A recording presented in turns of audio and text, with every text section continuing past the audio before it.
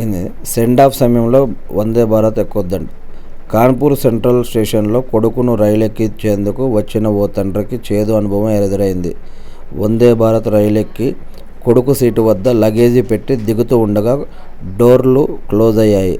దీంతో అతను కొడుకుతో కలిసి న్యూఢిల్లీ వరకు వెళ్లాల్సి వచ్చింది.